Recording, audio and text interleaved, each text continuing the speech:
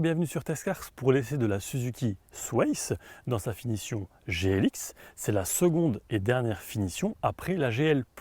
Maintenant, on va rentrer un petit peu plus dans le détail. Si cette carrosserie vous dit quelque chose, c'est normal. Suzuki ayant voulu ajouter un nouveau véhicule au sein de la gamme, sans pour autant dédier un budget énorme à la recherche et au développement de ce dernier. C'est pourquoi il s'est allié avec Toyota. Les différences stylistiques sont minimes entre la Corolla Touring Sport et cette Sways, et j'ai retenu la seule face avant qui diffère entre les deux et bien entendu le logo. La face avant comporte des capteurs. On poursuit, alors petite parenthèse ici, les capteurs sont également là, ceux sur le flanc pour vous aider à vous garer automatiquement. Les feux automatiques à LED, jantes de 16 pouces. Les rétroviseurs sont électriques, dégivrants et intègrent la technologie Bliss, donc l'alerte d'angle mort. Donc, quand vous avez un véhicule dans l'angle mort, ici, ça s'affiche en orange. Barre de toit. À l'arrière, le vitrage est naturellement surteinté. Et on arrive sur la partie arrière qui est un petit peu poussiéreuse avec les capteurs de nouveau et la caméra de recul, à savoir que le haillon n'est pas motorisé. Le moteur proposé ici est un 1,8 litre qui développe 122 chevaux, 142 Nm de couple, 103 g de CO2 au kilomètre, pour une consommation mixte réelle en dessous de 5 litres. Donc là, actuellement, j'étais à 4,6 litres. Moteur thermique à gauche, moteur électrique à droite. Il y a également 3 modes de conduite avec la possibilité de rouler en tout électrique si la batterie est très bien chargée. Vous connaissez certainement les produits Toyota donc, qui sont repris ici. C'est un variateur, donc c'est comme un scooter en fait. On accélère, ça monte dans les tours, ça fait un petit peu de bruit, moins que les générations précédentes, heureusement d'ailleurs. Et il y a encore un petit peu de travail à faire à ce niveau-là. L'intérieur est strictement identique, donc je ne vais pas revenir en détail. Sachez simplement qu'il y a un accoudoir central. À l'intérieur, on retrouve une prise USB ainsi qu'une prise 12 volts. Double porte-gobelet, le sélecteur de la boîte de vitesse, les différents modes de conduite. Ici, on en a parlé il y a un instant, c'est lorsque la batterie est bien chargée. En appuyant ici, on peut passer en tout électrique avec une autonomie d'environ 2 km.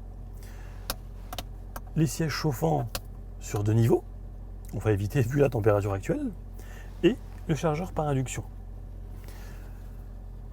Clim bizone, et ici on retrouve un écran de 8 pouces avec la compatibilité Apple CarPlay et Android Auto.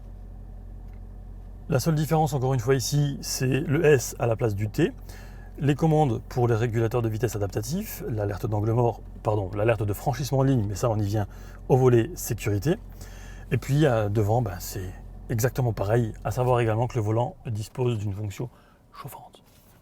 Au niveau de l'assise et du confort à bord, rien à dire, c'est vraiment optimal.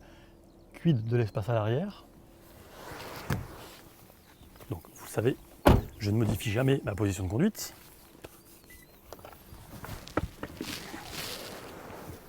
Bon pour les jambes, il n'y a strictement rien à dire, ça passe mais alors large. Et au niveau de la tête, il me reste à peu près ça. Et maintenant, on passe au coffre.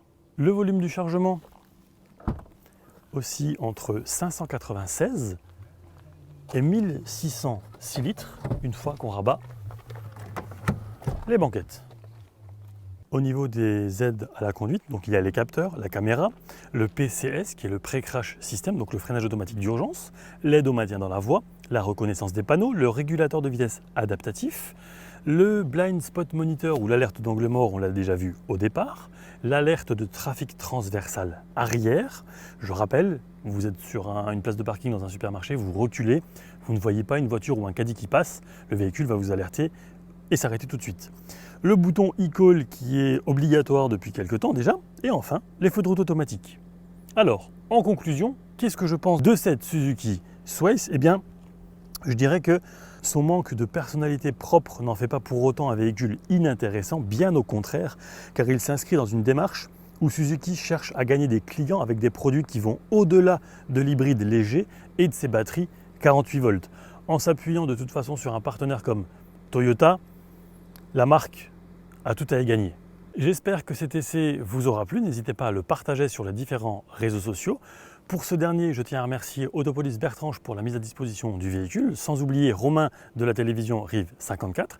Et quant à moi, je vous dis à très vite pour de prochaines aventures automobiles. Ciao!